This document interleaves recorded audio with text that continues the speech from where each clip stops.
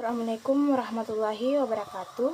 Perkenalkan, nama saya Yusniati dari Prodi Pendidikan Bahasa Indonesia, NIM 09105802220119. Baik, kali ini saya akan menjelaskan tentang tindak pidana korupsi dalam peraturan perundang-undangan.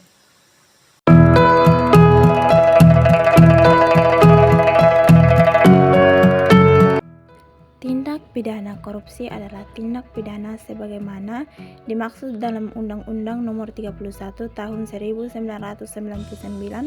tentang pemberantasan tindak pidana korupsi, sebagaimana telah diubah dengan Undang-Undang Nomor 20 Tahun 2021 tentang perubahan atas Undang-Undang Nomor 31 Tahun 1999 tentang pemberantasan tindak pidana korupsi.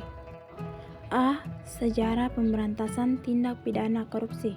Berbagai upaya pemberantasan korupsi dilakukan oleh pemerintah sejak kemerdekaan, baik dengan menggunakan peraturan perundang-undangan yang ada maupun dengan membentuk peraturan perundang-undang baru secara khusus mengatur mengenai pemberantasan tindak pidana korupsi. B. Latar belakang lahirnya delik korupsi dalam perundang-undangan korupsi. Untuk memahami delik korupsi yang diatur dalam Undang-Undang tentang Pemberantasan Korupsi perlu meninjau latar belakang lahirnya ketentuan delik tersebut, mengingat munculnya undang-undang korupsi yang lebih baru adalah untuk memperbaiki kekurangan yang ada undang-undang sebelumnya, termasuk adanya kelemahan peraturan mengenai rumusan delik. Secara umum, lahirnya delik korupsi di dalam perundang-undangan korupsi dapat dibagi ke dalam dua bagian utama, yaitu 1. Delik korupsi yang dirumuskan oleh pembuat undang-undang. 2. Delik korupsi yang diambil dari KUHP. Delik mana dapat kita bagi menjadi dua bagian, yaitu A. Delik korupsi yang ditarik secara mutlak dan KUHP. B. Delik korupsi yang ditarik tidak secara mutlak dari KUHP. C.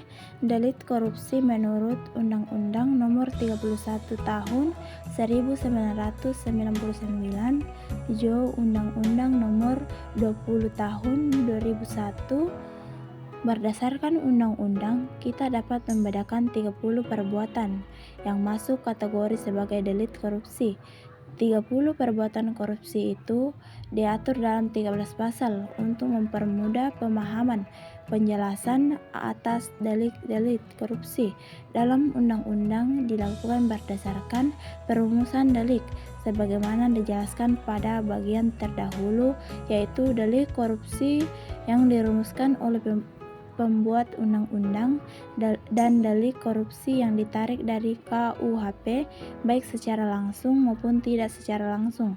Namun tidak semua delik korupsi di dalam undang-undang yang akan dijelaskan di sini, tetapi beberapa perbuatan korupsi yang utama dan umumnya saja, termasuk mengenai gratifikasi yang belum banyak dipahami oleh masyarakat. Itulah tadi yang bisa saya jelaskan. Lebih dan kurangnya mohon dimaafkan. Wassalamualaikum warahmatullahi wabarakatuh.